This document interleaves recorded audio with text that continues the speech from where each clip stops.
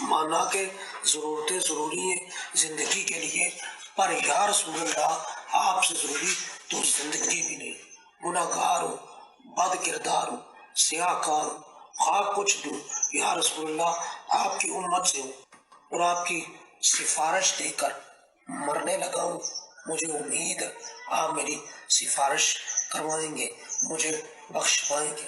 یا رسول اللہ انظر حالنا یا حبیب اللہ اذ ما قالنا اننی فی بحر غم مغرق اذیتی ساحل لنا اشقالنا لا يمكن الثناء كما قال حقا بعد از خدا بزرگ طور قصہ مختصر۔ 5 مئی کو طیب جاوید، جن کے والد صاحب ہمارے ساتھ جاوید اقبال صاحب موجود ہیں، ان کی طبیعت خراب ہوئی۔ جو ویڈیو آپ نے ملاحظہ فرمائی وہ اس دن کی ہے کہ جب ان کی طبیعت خراب ہوئی اور وہ کلمات ادا کرتے ہوئے زمین کے اوپر تشریف لے۔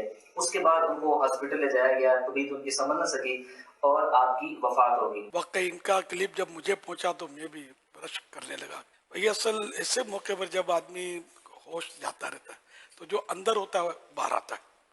ان کے جو اندر تھا نا وہ باہر نکلا، اللہ اور رسول کی محبت ان کے اندر تھی تو الحمدللہ یہ باہر نکل آئی، اور ذکر مصطفیٰ کرتے کرتے کرتے یہ دھڑام سے گرے۔ بعد از خدا بزرگ توئی قصہ مختصر، یہ ان کے آخری الفاظ تھے۔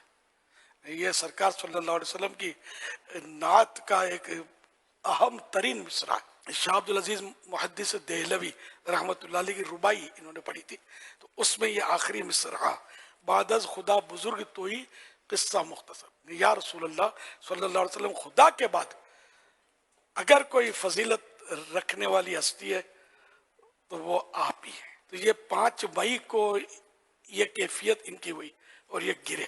8 مئی تک یہ بے ہوش رہے، کوئی گفتگو نہیں کی۔ انہوں نے جو معلومات میں نے بھی اکٹھی کی تو انہوں نے کوئی گفتگو نہیں کی، بس 3 دن تک یہ بے ہوش پڑے رہے۔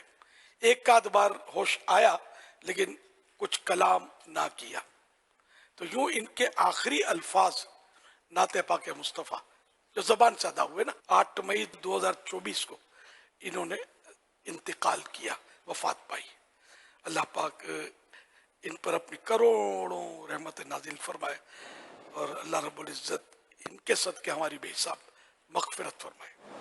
باقی ان کے خاندان والے بھی خوش نصیب ہیں کہ ایسی کہ موت تو کروڑوں میں کسی کو نصیب ہوتی ہے۔ دعوت اسلامی میں اس طرح کے واقعات کچھ زیادہ ہی سنے جا رہے ہیں۔